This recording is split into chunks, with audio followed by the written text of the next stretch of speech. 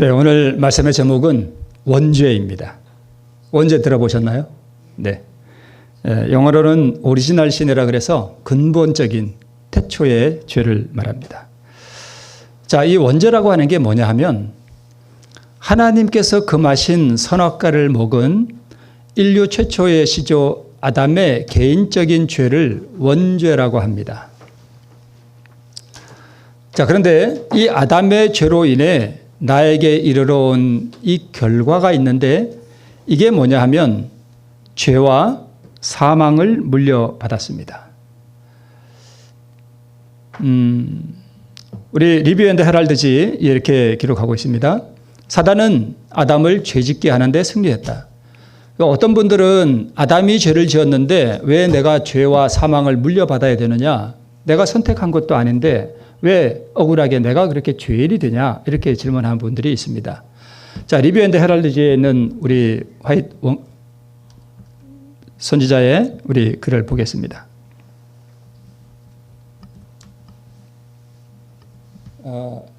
여기에 보면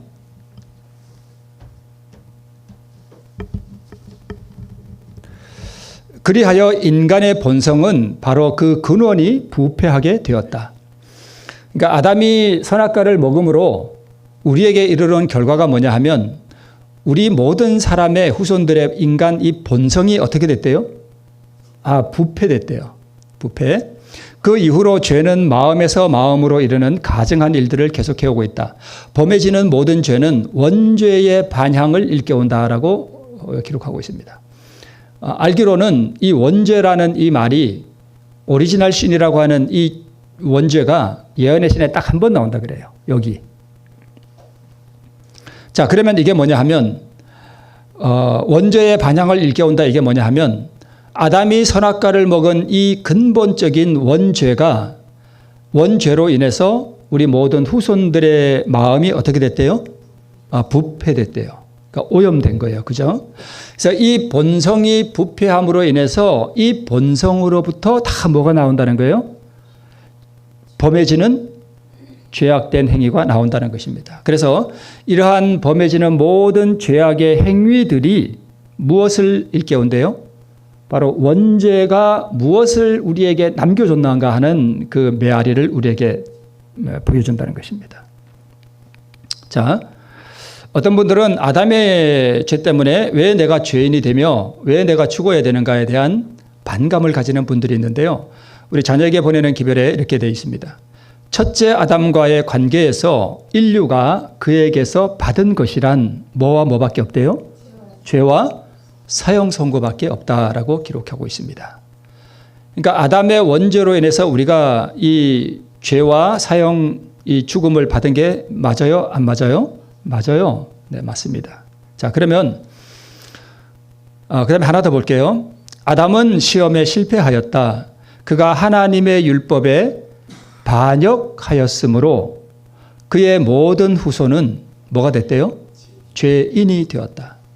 아담이 죄를 지었는데 왜 우리가 죄인이 되냐라고 반감을 가지는 분들은 이 원고에 있는 말씀을 잘 보세요. 그가 하나님의 율법에 반역하였으므로 그가 누구예요? 아담이에요.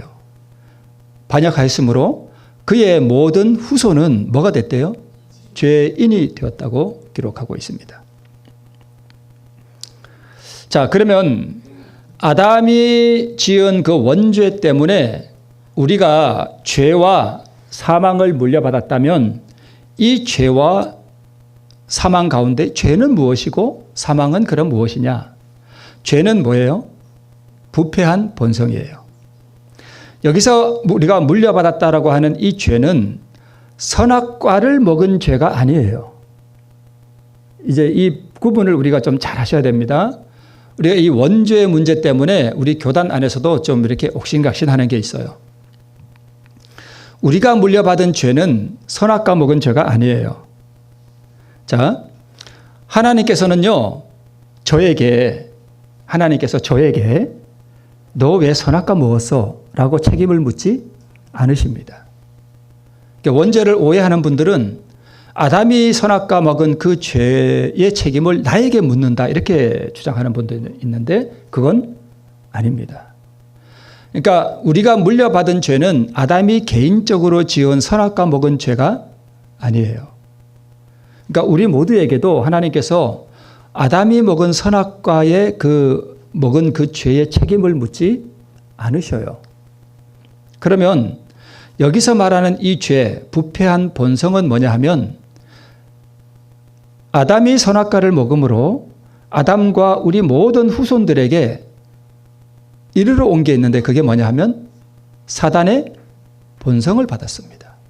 부패한 본성이에요. 이걸 받았다는 거예요. 그러니까 아담이 선악과를 먹은 그 개인적인 죄가 나에게 전가되는 것은 아니고 아담이 선악과를 먹음으로 인해서 그의 마음이 부패하게 된 그 본성을 우리가 받았다는 거예요. 이게 구분이 되시죠? 네, 구분이 되시죠? 네. 이것이 바로 근본적인 죄예요. 자, 가인이 아담의 아들이잖아요. 그런데 대반에 뭘 죽여요? 자기 동생을 죽여요. 장로님 그렇게 지금 하시겠어요? 못 하시겠죠? 그런데 아담의 아들이 그랬다니까요. 범죄하자마자. 이 죄된 본성, 부패한 본성이 그렇게 무섭습니다. 사망은요? 고린도전서 15장 22절에 아담 안에서 모든 사람이 다 뭐 해버렸다고요? 죽었어요. 네. 자, 여기 태중에 있는 한 아이의 그림이 있습니다. 자, 이 아이를 가진 엄마가 이 아이를 뱃속에 가진 채로 예를 들어서 농약을 마셔버렸습니다. 그럼 어떻게 되죠? 여자도 죽고 아이도 죽고. 그런데 이 농약은 제가 좀 현실은 그렇지 않지만 약간 각색해서 말씀을 드릴게요. 그런데 이 농약은 희한해가지고 죽기는 죽었는데 이게 참 묘하죠. 죽기는 죽었는데 빨리 금방 죽지는 않았어요. 물론 딱 마시는 순간 이미 뭐 한 거나 다름없어요? 죽은 거나 다름없어요. 죽은 거예요. 근데 실제로는 조금 있다 죽어요. 그래서 이 아이가 이게 농약을 딱 마시니까 이 농약의 독이 온몸에 퍼져서 누구한테도 가요? 아이한테도 가요. 그래서 이 아이도 사망이 확정된 거예요. 엄마도 사망이 확정된 거예요. 죽은 거예요. 근데 이 아이는 사망이 확정된 상태에서 뭐 한 거예요? 탄생했습니다. 그래서 얼마 있다가 이 아이도 뭐 해야 돼요? 죽어야 돼요. 물론 엄마도 죽고. 네, 그렇습니다. 자, 그런데 원죄, 아담의 선악과를 먹은 그 개인적인 죄가 나에게 전가되지 않는다는 뜻이 뭐냐 하면 이 아이는 엄마가 농약을 먹은 죄의 책임이 이 아이에게 있습니까? 없습니까? 없어요. 그래서 이 아기에게 농약을 먹은 죄, 이걸 원죄라 그래요. 상징적으로, 그죠? 아담이 선악과 먹었을 때 농약 먹은 죄의 책임은 이 아이에게 없습니다. 네. 그러나 엄마가 농약을 먹음으로 인해서 이 아이는 농약에 중독되었고 또 뭐가 확정됐어요? 사망이 확정되었습니다.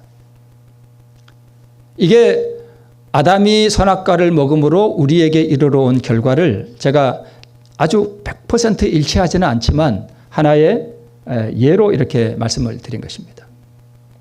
이해하시겠죠? 네, 이 원죄는 우리에게 선악과 왜 먹었냐고 물으신다고요? 안 물으셔요. 그건 누구한테 물어야 돼요? 그건 아담한테 하나님께서 물으셔야 돼요. 그리고 용서해 주셨어요. 그죠? 네, 우리에게는 선악과 먹은 죄는 없지만 그 선악과를 먹음으로 인해서 부패한 본성, 즉 농약에 중독되었고 뭐가 이르러 왔어요? 사망이 이르러 왔습니다. 네, 그런데 지금 여기 나오는 이 원죄는 아까 그 원죄하고 한문이 같아요? 달라요? 약간 다르죠? 이건 제가 사전에서 가져온 거예요.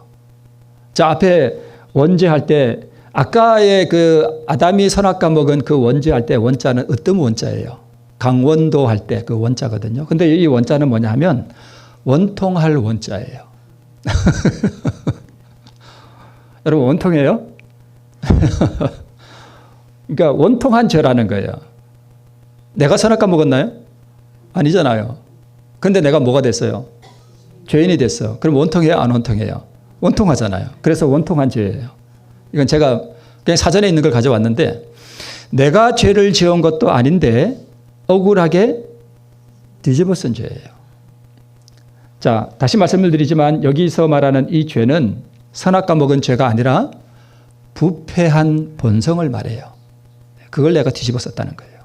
그래서 선악과 먹은 죄가 아니라 마귀의 본성을, 즉 부패한 인간 본성을 아담 안에서 뭐 받았어요? 전가받았습니다. 네.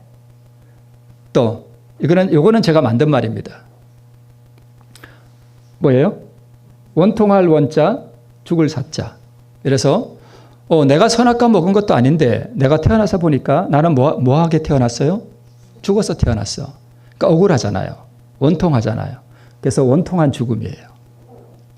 내가 죄를 지은 것도 아닌데 억울하게 뒤집어 쓴 사망이에요. 그래서 엄마가 농약을 먹어서 내가 억울하게 뭐 한 거예요? 죽은 거예요. 이게 창세기에 나오는 그 죄의 이야기를 각색해서 제가 좀 말씀을 드린 것입니다. 그래서 그러면 내 속에 거하는 이 죄, 부패한 본성이 또 그리고 죽음이 어디로서 왔는가? 누구 때문에 왔는가? 제가 이제 로마서 5장에 있는 이 본문을 제가 사실은 8월 달에 한 설교에 본문을 다시 한번 설교하는 거예요. 내용을 바꿔서. 본문은 똑같습니다. 기억나시죠? 이거 한번 읽었던 거. 네. 로마서 5장 12절에 이러므로 한 사람으로 말미암아 죄가 세상에 들어오고 죄로 말미암아 사망이 왔나니. 누구 때문에 죄와 사망이 왔대요? 한 사람. 저게 누구예요? 아담. 으로 말미암아 하는 것은 그 사람 때문에 이렇게 됐다 이거예요. 그죠? 로마서 5장 15절에는 한 사람의 범죄를 인하여, 즉 한 사람의 범죄 때문에 많은 사람이 뭐 했대요? 죽었대요. 그러면 또 한 사람의 범죄를 인하여 사망이 그 한 사람 때문에 온 인류에게 무슨 노릇했대요? 왕노릇했대요. 죽음이. 그래서 우리 정언에도 있지만 아담 그 한 사람의 죄 때문에 모든 인류가 죽음으로 들어가게 됐다. 예외 없이 이렇게 기록하고 있습니다. 자, 19절에는 한 사람의 순종치 아니함으로 많은 사람이 뭐가 됐대요? 죄인 되었다. 이렇게 기록하고 있습니다. 죄를 내가 지어서 죄인이 아니라 근본적으로 마음이 부패한 인생이 되었다. 이 뜻입니다. 네. 언제 이렇게 되었는가? 아담 안에서 모든 사람이 뭐 한 것 같이요? 죽은 것 같이. 내가 아담 안에 있을 때, 즉 이 아기가 엄마 뱃속에 있을 때, 아담이 선악과 먹었을 때, 즉 엄마가 농약을 마셨을 때, 그때 모든 인류는 아담과 함께 죽었습니다. 자, 원죄. 이것은 첫째 아담의 죄예요. 인류에게 죄와 사망을 가져오게 한 죄가 바로 이 원죄입니다. 어떤 원자죠. 그 다음에 원통할 원자의 이 죄는요. 내가 짓지도 않고 억울하게 뒤집어 쓴 죄예요. 그렇죠. 그래서 원통한 죄라고 이거는 사전에 있는 말입니다. 전가된 마귀 본성이에요. 내가 먹은 것도 아닌데 나는 그때 잊지도 않았고 나는 선택한 것도 아닌데 마귀의 본성이 나에게도 전가되었습니다. 여러분 제가 이렇게 요 말은 제가 만든 겁니다. 무슨 시골에 별 볼 일 없는 목사가 무슨 기독교 용어를 이렇게 만드나라고 혹시 어떤 분이 뭐라 할지도 모르겠습니다만은 그냥 뜻만 이렇게 그런 게 그럴 수도 있겠구나 하고 이렇게 이해해 주시면 되겠습니다. 그러면 원죄가 있다면 뭐도 있을까요? 원의도 있습니다. 첫째 아담이 죄로 말미암아 그렇게 됐다면 하나님께서는 우리에게 은혜를 베푸셨는데 그게 뭐냐면 둘째 아담의 의예요. 즉 예수님의 의예요. 인류에게 의와 생명을 주는 예수님의 의. 이게 근본적인 의예요. 물론 이 의도 아버지 하나님께로부터 온 것이지만 네. 그 다음에 은의라고 제가 말을 만들어 봤습니다. 그러면 위에 아담의 죄 때문에 내가 원통하게 죄를 뒤집어 썼다면 예수님의 의 때문에 내가 은혜로 이 의를 뭐 한다는 거예요? 뒤집어 쓴다는 거예요. 이게 로마서 5장의 내용이에요. 우리에게 내가 짓지도 않았는데 마귀의 본성이 내게 아담 때문에 전가됐다면 내가 의를 행하지도 않았는데 예수님이 이루신 그 의 때문에 나에게 이 의가 나의 행위와 상관없이 뭐 된다는 거예요? 전가된다는 거예요. 이게 복음이라는 거예요. 그래서 은혜로 뒤집어 쓴 의를 기독교 용어로 정확하게 바꾸면 내가 의를 행치도 않았는데 은혜로 나에게 입혀주신 의라는 거예요. 은혜로 주어진 의가 맞나요? 맨 위에 원통하게 내가 죄를 뒤집어 썼다면 내가 짓지도 않았는데, 그렇다면 내가 의를 행하지도 않았는데 은혜로 나에게 이 의가 뭐 해졌다는 거예요?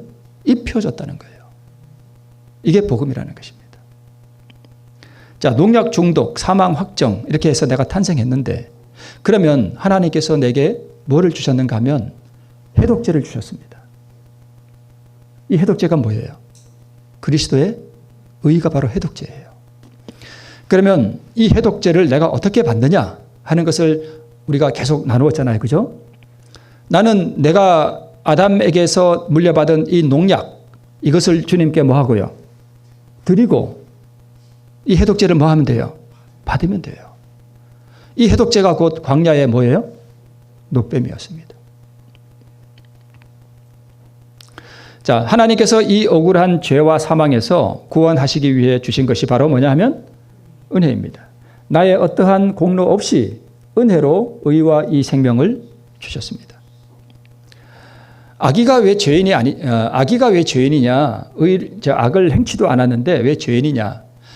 죄를 행해야 죄인이 된다라고 말한다면 로마서 5장에 의하면 만약에 그렇게 주장한다면 의도 내가 의를 행해야 내가 의인이 된다 이렇게 돼버립니다. 행함으로 말미암는 의가 돼버려요. 그래서 내가 짓지도 않은 죄 때문에 내가 죄인이 되었다면 마찬가지 원리로 내가 의를 행하지 않았는데도 은혜로 나에게 이 의가 전가된다는 게 복음이에요. 이게 복음이에요.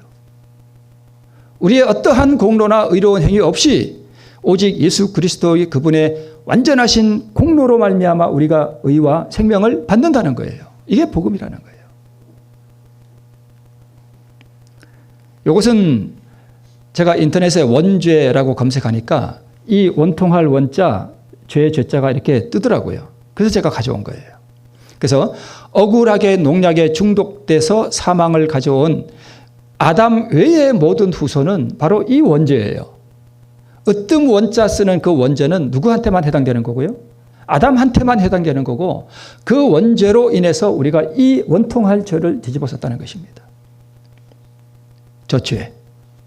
저 죄는 선악과 따먹은 죄가 아니라 우리가 물려받은 부패한 본성, 사단의 본성, 그리고 내 속에 거하는 죄가 바로 저 죄입니다. 마귀의 본성이에요. 그래서 우리 로마서 7장 17절에 그래서 내 속에 거하는 죄를 사도 바울이 말하고 있는 것입니다.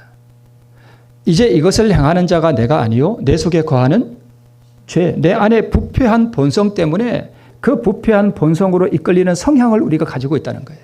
그죠? 20절에는 내가 원치 아니하는 그것을 하면 이를 행하는 자가 내가 아니요 내 속에 거하는 죄다라고 기록하고 있습니다. 이 죄는 선악과 따먹은 죄일까요? 부패한 본성을 말하는 걸까요? 네, 부패한 본성을 말하는 거예요. 그죠? 아담이 선악과 따먹은 이 죄가 바울로 하여금 죄를 짓게 하는 게 아니라 그 죄의 결과로 부패한 본성을 받은 그 부패한 본성이 바울로 하여금 죄로 이끌리는 성향을 갖게 한다 이 뜻입니다. 그러므로 내가 한 법을 깨달았노니 곧 선을 행하기 원하는 나에게 뭐가 함께 있어요? 악이 함께 있는 것이 내 안에 있다는 거예요. 그죠? 네. 그래서 우리는 이 죄를 승리하기 위하여 밖에서 오는 유혹과 생각만 차단한다고 되는 것이 아니에요. 중요한 것은 이것이 내 안에 있다는 거예요. 내 속에 거하는 죄와 밖에서 오는 유혹이 공명을 일으켰을 때 바로 죄를 짓게 된다는 것입니다. 그래서 칭의와 성화에서 중요한 것은 내가 무슨 죄를 행했느냐 하는 것을 회개하는 것도 물론 필요하고 중요하지만 정말 중요한 것은 무엇이 우리에게 칭의를 가져오고 성화를 가져오느냐, 그것은 바로 내 안에 있는 부패한 본성을 어떻게 주님께 드리고 이 해독제인 그리스도 의를 내가 받아서 내 안에 있는 이 죄된 본성이 나오는 것을 차단해 버리느냐 하는 것이 중요한 거예요. 자, 흘러내리는 시냇 물이 중요해요. 그 근원이 중요한 거예요. 근원을 막아야 돼요. 근원을. 그래서 우리 저번에도 한번 말씀을 드렸지만 정신병자를 테스트할 때 이 사람이 정신병이 낫나 안 낫나를 테스트해 볼 때 꼭지를 틀어놓고 방 안에 물을 이렇게 흥건하게 한다 그러잖아요. 그러면 정신병자는 뭐만 닦거든요. 방만 닦고 있어요. 물은 계속 뭐 하는데 나오는데. 정신이 온전한 사람은 뭐부터 잠글까요? 꼭지부터 잠궈야 될 거 아니에요. 그 뜻이란 말이에요. 그죠? 그래서 아담이 범죄함으로 말미암아 우리 본성 속에 계속 죄를 생산해내는 바로 이 수도 꼭지가 하나 만들어졌다는 거예요. 이걸 처리해야 된다는 말이에요. 그죠? 이걸 처리하지 않고 맨날 내가 지은 죄만 회개한다고 있어 봐야 그 죄는 또 나와요. 그래서 이 부패한 본성 가운데서 다 올라오는 이 죄 때문에 사도 바울이 오호라 나는 곤고한 사람이로다 이렇게 말하고 있잖아요. 곤고한 사람이로다. 이게 수도꼭지를 잠궜지만 틈만 나면 이 수도꼭지가 뭐예요? 예, 열려요. 자꾸 열려. 그럴 때마다 어떻게 해야 돼요? 차단시켜야 돼요. 잠궈야 돼요. 즉 내 안에 죄된 본성을 은혜와 그리스도의 의로 극복해 나가고 제거해 나가는 것이 중요해요. 네. 이것이 바로 가나안 7 족속을 정복해 나가는 것으로 표상되어 있습니다. 어떤 분이 저한테 이런 질문을 해요. 목사님, 왜 가나안에 들어가는 것은 하늘 들어가는 건 표상하는데 왜 거기 가나안 7 족속이 있냐 이거예요. 그걸 왜 우리가 극복해 나가냐 이런 질문을 하신 분이 있었습니다. 왜 그래요? 이 가나안에 들어가서 7 족속을 정복하는 이 가나안은 하늘 가나안이에요. 우리 마음의 천국을 말해요. 우리 마음의 천국을 우리가 임할지라도 우리 안에는 여전히 정복해야 할 뭐가 있다는 거예요? 자아가 있다는 거예요. 그래서 이 가나안 7 족속을 정복해 나가는 이 사업은 영광의 왕국이 아니라 우리 마음에서 이루어지는 은혜의 왕국을 말하는 것입니다. 자, 그래서 여러분, 예수님이 우리의 모본이 맞아요. 자, 이것을 거부하는 것은 아닙니다. 예수님이 우리의 모본이 되신다. 그리고 예수님이 율법을 온전히 지키셨으므로 그분의 모본을 따라 우리도 율법을 지킬 수 있다라고 강조하면 이런 분이 있어요. 우리가 율법을 지킬 수 있다. 물론 예언의 신에 많이 있어요. 우리가 율법 지킬 수 있다고. 근데 이걸 강조하면 저는 이렇게 말합니다. 그 율법 지켜서 뭐 하시게요? 자, 이렇게 제가 말한 적은 없습니다. 그런데 제가 이렇게 속으로 되물어요. 아, 그래요? 물론 그거 저도 인정합니다. 율법 지킬 수 있습니다. 그러나 그 율법 지켜서 뭐 하시게요? 이렇게 묻습니다. 이게 복음이 뭔지를 이해하시는 분은 그 율법 지켜서 뭐 하시게요? 하는 이 질문을 들을 때 팍 깨닫습니다. 그게 뭐냐 하면 여러분 이 뜻을 혹시 여러분 이해하시나요? 그 율법 다 지킬 수 있다고 합시다. 그래요. 예, 지킬 수 있다고 합시다. 그 율법 지켜서 뭐 하시게요? 이 율법 지켜서 지킨 그 의 가지고 하나님 앞에 가면 하나님이 그거 받으실까요? 안 받으셔요. 그러면 그 율법 지켜서 뭐 하시게요? 왜 안 받으실까요? 우리는 이미 더러워요. 우리는 마음이 부패했다고요. 이 부패한 것에서 진짜 율법을 지키는 그게 나올까요? 안 나올까요? 안 나와요. 우리가 그렇게 남을 사랑하려고 해도 안 되잖아요. 왜요? 마음이 부패해 있다니까요. 사랑이 되나요? 안 돼요. 제가요, 며칠 전에 서울 갔다 왔거든요. 휴게소에서 뭘 먹어야 되나 말아야 되나 집에 가야 되나 시간이 어정쩡해서 휴게소에 차를 대놓고 뭐 가자, 뭐 먹을 게 있나 한번 보자. 휴게소에서 뭐 먹으려면 돈이 아까워. 그죠? 뭐 되도 않는 거 그 우동 하나 해놓고 뭐 9,000원씩 뭐 이렇게 받아. 그건 못 먹겠어. 그래서 그걸 먹을 수도 없고 돈이 아까워. 그래서 혹시라도 뭐 먹을 게 있나 하고 보러 갑시다. 그러니까 저 사람이 좀 피곤했나 봐. 아이고, 당신이 가서 보고 나한테 전화하래. 그 순간 제가 뭐가 올라왔냐면 제가 이게 때로 우리가 참 은혜를 경험하고 또 예수님의 그 품성을 우리가 많이 또 경험하기도 하지만 제가 내려올 때 참 마음이 좋았거든요. 찬미도 부르고 이렇게 잘 내려왔는데 그 순간 갑자기 팍 올라오더라고요. 저는 이 마음과 얼굴이 하나로 통해 있어서 얼굴을 이게 포커페이스라 그래요. 이걸 하지를 못해. 이게 팍 올라오니까 저는 몰랐는데 집사람이 제 얼굴을 보니까 일그러져 있더래, 이게. 그래서 처음에 저게 장난을 잘 치거든요. 제가 뭐 어제 슬픔을 느낀다 그랬지만 제 장난을 잘 쳐요, 집사람하고. 뭐 거룩한 게 뭐 하고 이렇게 있는 게 거룩한 게 아니에요. 장난도 잘 치고 그랬는데 처음에 장난치는 줄 알았대요. 일부러 이러는 줄 알았대. 그래서 내려오면서 제가 느낀 게 인간 본성 안에 있는 이 부패한 본성에서 나오는, 그냥 들어가서 딱 보면 되잖아요. 근데 들어가서 이렇게 보고 또 전화해야 되고 이거 뭐 어쩌고 또 이게 귀찮잖아요, 그죠? 그게 그러니까 이게 팍 올라오는 거예요.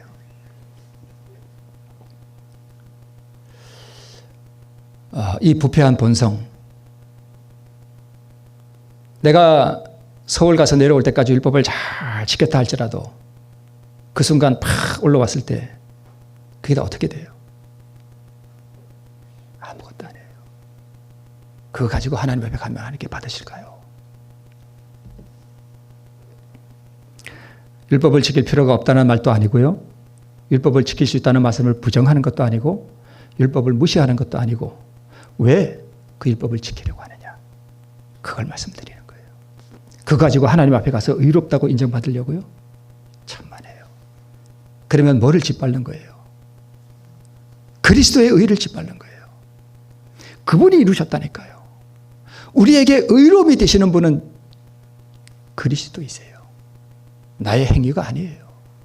물론 구원받는 사람들의 생애에는 뭐가 나타나요? 그 의로움이 나타나요. 그러나 그 의로움조차도 우리를 의롭게 하는 행위는 아니란 말이에요. 하늘을 배틀로 짠 이 두루마기에는 사람이 만든 실은 한 올도 섞이지 않았다. 인성으로 나타나신 그리스도께서는 완전한 품성을 나타내셨고 이 품성을 우리에게 뭐 해주신다고요? 나누어 주신대요. 예수님이 우리에게 나눠 주신다는데 이 옷을 왜 자기가 만들려고 하느냐 이거예요. 그렇지 않아요? 네. 예수님이 이 옷을 다 만드셨다니까요. 우리가 만드는 실은 한 올도 거기 섞이지 않는다니까요. 거기에 내가 율법을 지켰다는 그 의로움을 거기다 섞어 넣어 보셔요. 하나님께서 그거 안 받으셔요. 예수님이 홀로 이것을 다 이루셨다니까요. 이 옷을. 잔치가 벌어졌는데 왕이 거기에 참석한 손님들에게 옷을 나눠줬잖아요. 근데 어떤 한 사람은 자기 옷을 입고 왔어요. 그죠? 근데 이렇게 생각해 볼 수도 있어요. 물론 그게 가능하지는 않지만 예수님께서 우리에게 주신 그 의에다가 자기 의를 한 올 딱 섞잖아요. 그러면 그 잔치에서 쫓겨납니다. 이해하시겠죠? 나의 어떤 선한 공로나 나의 어떤 의로운 행위를 거기다 하나 딱 섞어 놓으면 하나님께서 그거 안 받으십니다. 우리의 의는 다 더러운 옷과 같다. 우리 자신이 할 수 있는 일은 모두 다 죄로 더럽혀졌다.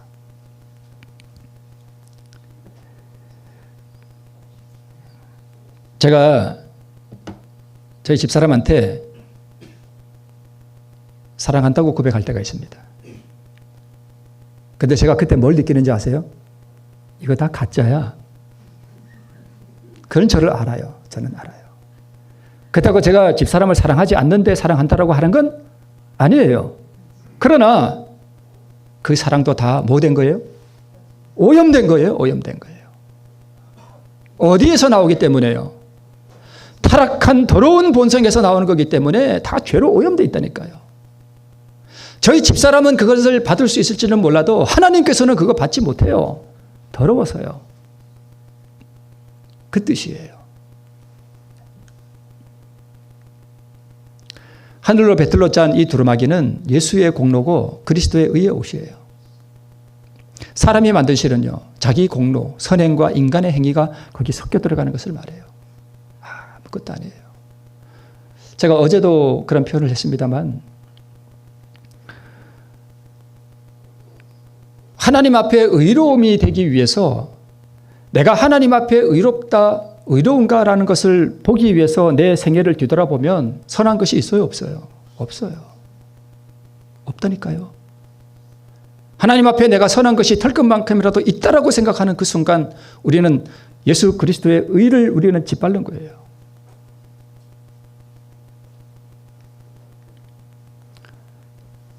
여기 한번 보셔요. 예배와 기도와 찬양 그리고 회개하는 사람의 죄의 자복 등은 참된 신자들에게서 향연처럼 하늘 성소로 올라가지만 그것들은 타락한 인간의 입술에서 나온 것이기 때문에 매우 불결해서 정말 거룩하고 신실한 어떤 성도가 이러한 참된 회개와 기도를 드린다 할지라도 그것은 타락한 인간의 본성 가운데서 나온 거기 때문에 매우 더럽습니다. 그래서 보혈로 정결케 되지 않으면 하나님께는 아무 가치가 없는 것이 될 것이다. 율법을 지키는 것도 마찬가지예요. 타락한 본성에서 나오는 그 행위가 무슨 하나님께 간합되겠어요? 왜 율법을 지킬 수 있다고 그렇게 강조하시나요? 그것들은 순결한 가운데 올려지는 것이 아닙니다. 만약 하나님의 우편에 계신 중보자께서 그의 의로 모든 것을 정결케 하여 드리지 않으면 하나님이 간합하실 만한 것이 못 된다.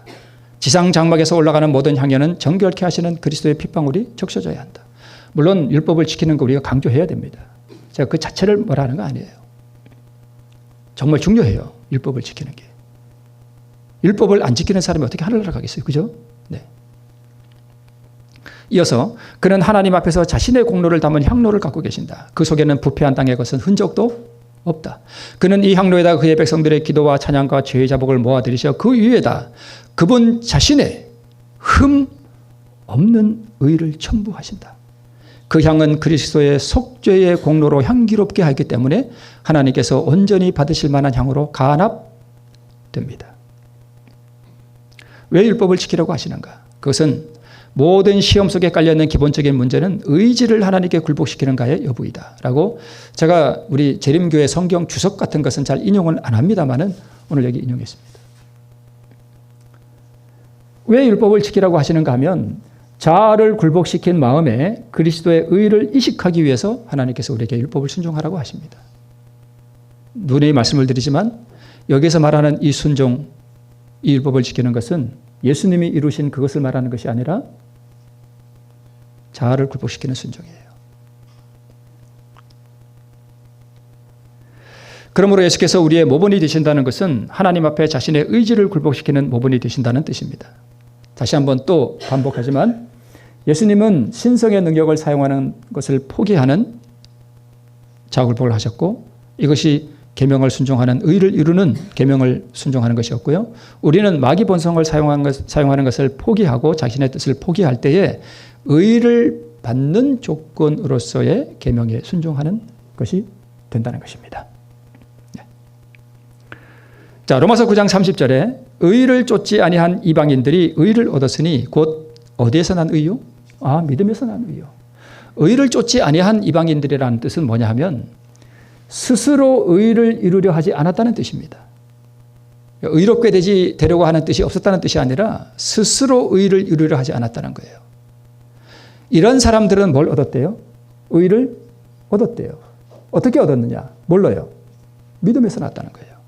자신에게 선한 공로와 의가 없음을 알고 구원해 주시는 그리스도의 은혜와 공로를 붙잡았다는 뜻입니다. 이어서 의의 법을 쫓아간 이스라엘은 법에 이르지 못하였다라고 로마서 9장에 기록하고 있습니다. 의의 법을 쫓아갔다는 뜻은 하나님 앞에 의로워지기 위해 자신의 율법의 행위를 의지했다는 뜻입니다. 그죠? 이런 사람들은 어디에 이르지 못했대요?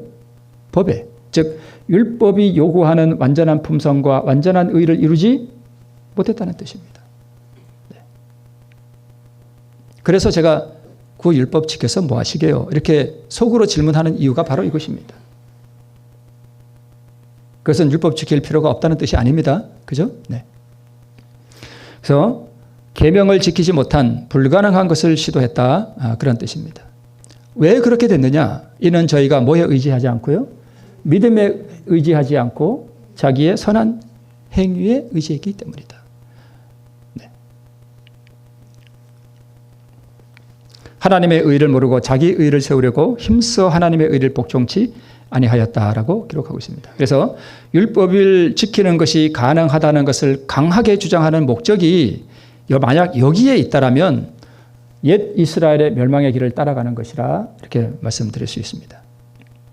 자, 가르 뽑은 기별 1권에 그리스도의 의는 죄인이 받아들일 때 거저 주시는 은사로서 상징되었다. 인간은 순결하시고 거룩하신 하나님께 몹시 불쾌감을 주는 더럽고 타락한 것과 죄로 오염된 것 외에 아무것도 가진 것이 없다.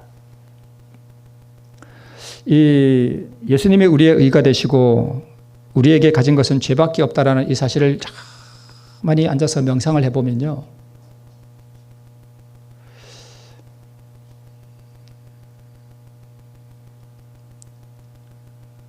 진짜 이게 느껴집니다.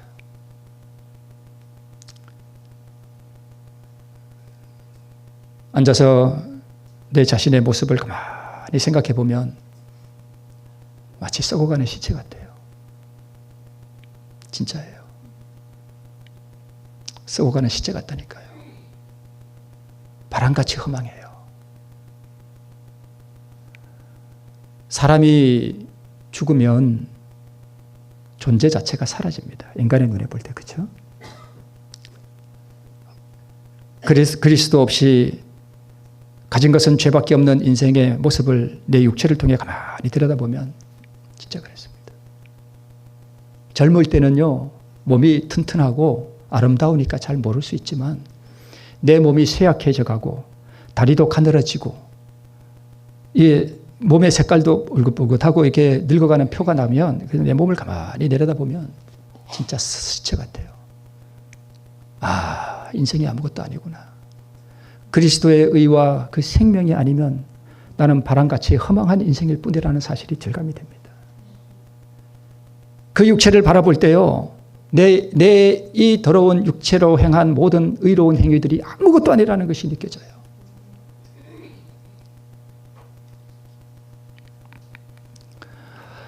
오직 예수 그리스도의 거룩한 품성을 통해서만 인간이 하나님께 가까이 나갈 수 있다.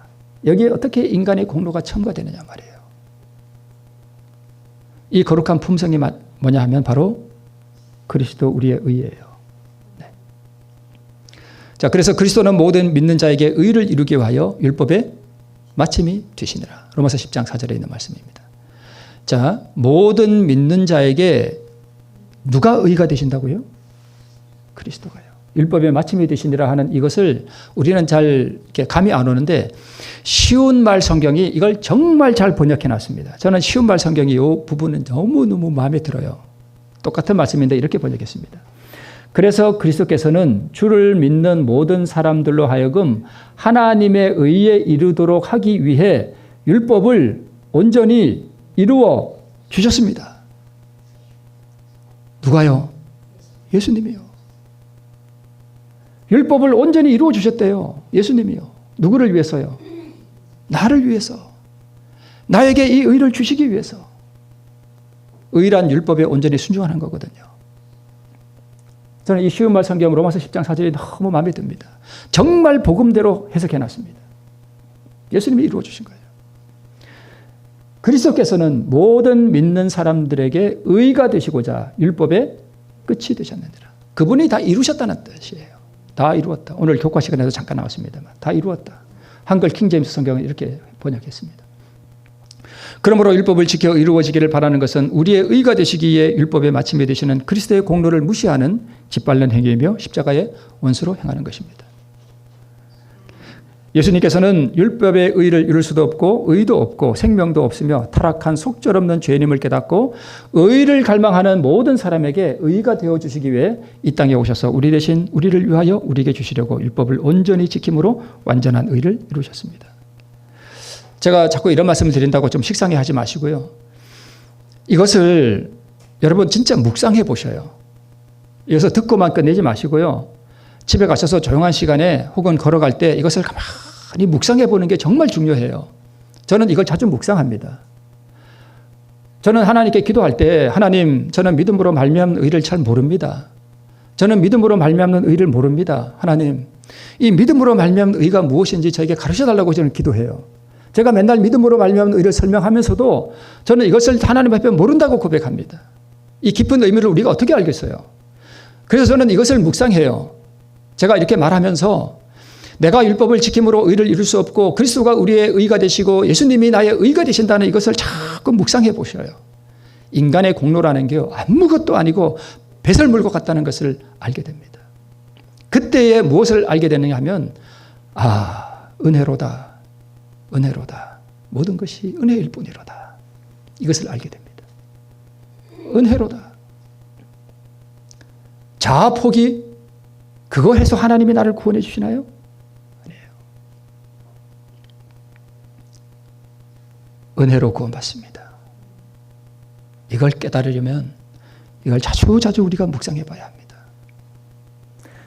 율법을 온전히 지켰다는 게 그분의 생애와 그분의 희생이에요. 그래서 예수님의 생애, 그분이 어떻게 이 땅에 오셔서, 이 낮은 땅에 오셔서, 그 영원하신 하나님이 이 땅에 오셔서 아기로 오셔서 나사렛 동네 아이들과 함께 이렇게 노는 예수님 한번 생각해 보세요. 하용판 장로님께서 이런 말씀을 하시더군요. 그 나사렛 동네에서 꼬마들이 이렇게 모여서 노는데 그 중에 한 아이가 하나님이시래요. 그 중에 한 아이가 하나님이시래요.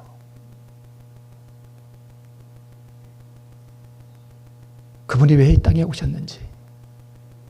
그 전능하신 하나님이 구유에 누워 있는데 너무너무 무력한 지금 아기로 누워 있습니다. 그 전능하신 하나님과 완전히 무력한 한 아기 사이에 그 영원한 갭.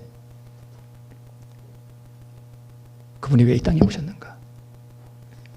그분이 십자가에서 무엇을 희생하셨는가? 왜? 나에게 의를 주시려고. 그런데 나는 왜 이 썩어가는 육체가 행한 그 어떤 의로운 행위를 자꾸 자랑 삼아 의지하는가 하는 것입니다.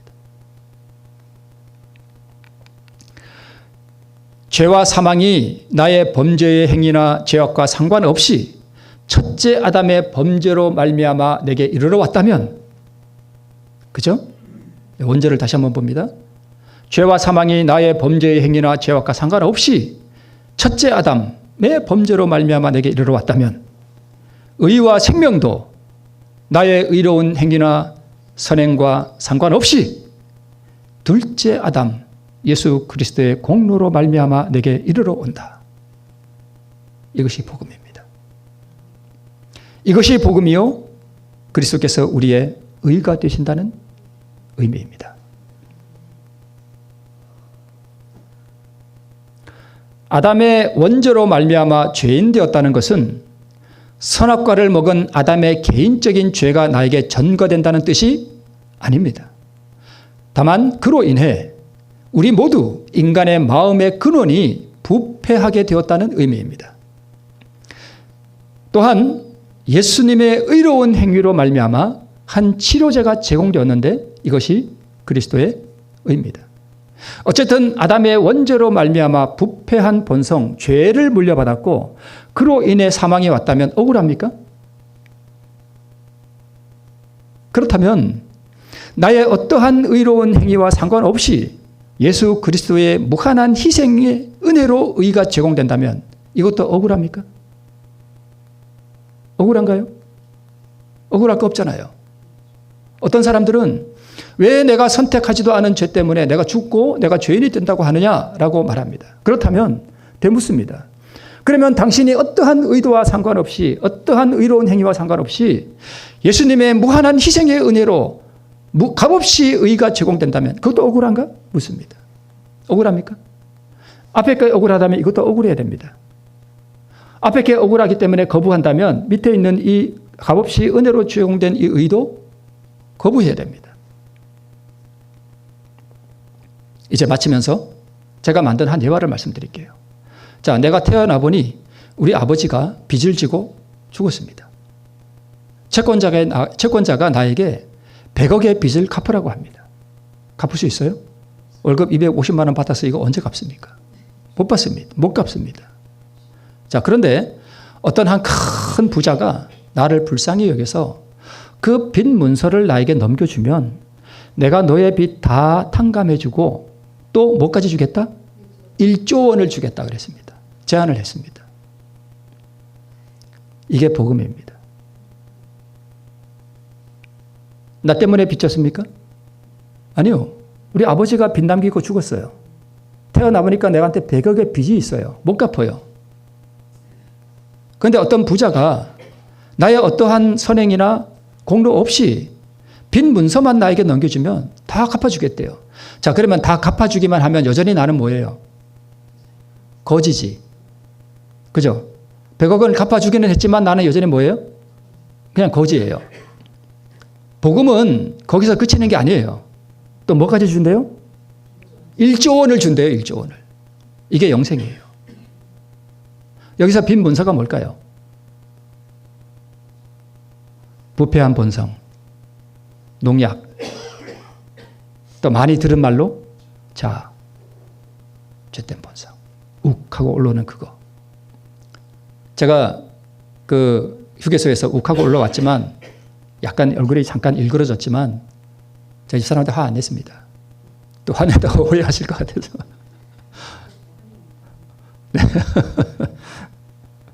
그냥 한번 이랬다가 속으로 확 올라오는 걸 이랬습니다.